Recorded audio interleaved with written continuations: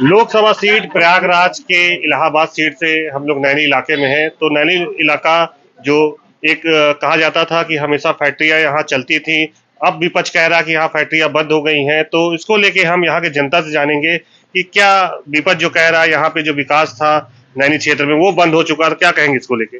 जी बिल्कुल, आपका कहना सही है। फैक्ट्रियां तो कुछ बंद हुई हैं, लेकिन ये किस कार्यकाल में बंद हुई है, किस कार्यकाल में इसको बंद होने की शुरुआत हुई है, इसके बारे में भी जानकारी लीजिए। आज बंद हो गई, उसके बाद अगर आप किसी और पे दोषारोपण करेंगे तो ये गलत है।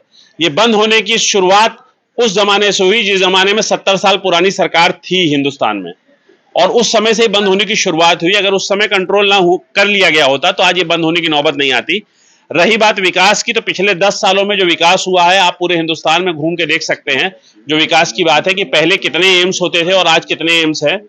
उत्तर प्रदेश में जो विकास हुआ है डबल इंजन की सरकार में, सबसे बड़ा विकास ये है कि यहाँ से जो भ्रष्टाचार है वो थोड़ा बहुत तो रहता ही है, वो बड़ा देश है तो उसको कंट्रोल नहीं कर सकते, लेकिन जो गुंडागर्दी थी, जो लूट मारी थी, जो सेंध मारी थी, वो खत्म हो गई है।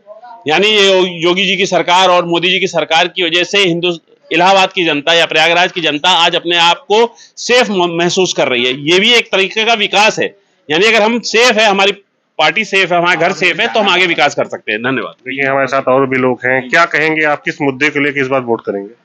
मुद्दे तो बहुत हैं, लेकिन हमारे पास देख लीजिए, आपके सामने 370 राम मंदिर आपके सामने है, पूरे शहर का विकास देख लीजिए। बाकी रही जो है फैक्ट्रियां जो बंद हुई हैं, किस पीरियड में बंद हुई हैं।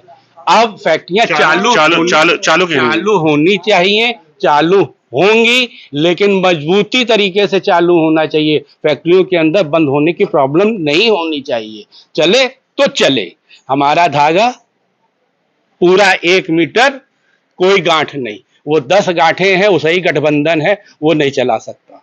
तो देखिए गठबंधन में भी गांठें हैं, क्या कहेंगे आप? इस बार जो माननीय नरेंद्र मोदी जी का नारा है 400 पार, वो निश्चित ही साकार होगा। हमारे साथ देखिए सपेरा जो होते हैं भगवान शिव के भक्त बैठे हैं, इन्होंने बीन लेके चल रहे हैं, जगह जगह बता रहे हैं कि इस बार मोदी जी को वोट दीजिए और विपक्ष को बिता दीजिए। बाबा जी आप कैसे कर रहे हैं? जाइए, विपक्ष अंदर आ जाएगा।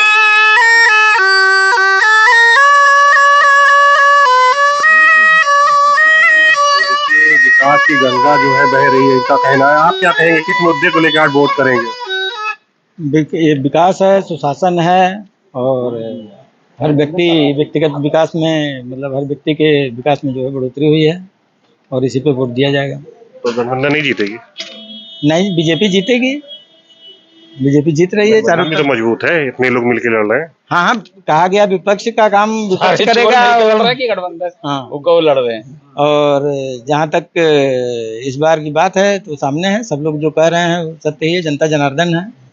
तो देखिए इस बार 400 पार है। और भी हमारे साथ लोग हैं, क्या कहेंगे बाबूजी आप?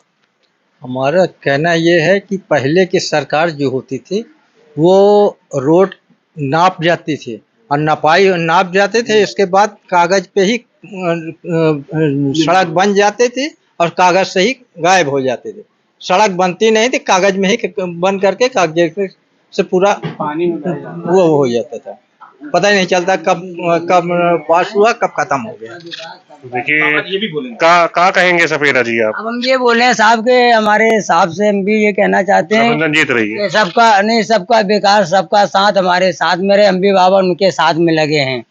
जय हिंद, भोलेनाथ बाबा, भोलेनाथ। तो देखिए 400 पार के नारे लग रहे हैं। आप क्या कहेंगे, गठबंधन जीत रहा है? गठबंधन की तरफ, गठबंधन में गठबंधन ही है। अब की बार 400 पार है, गठबंधन 400 पार है। गठबंधन कहाँ 400 पार, वो 400 पर लड़ ही नहीं रहे हैं तो 400 पार कहाँ कर पाएंगे?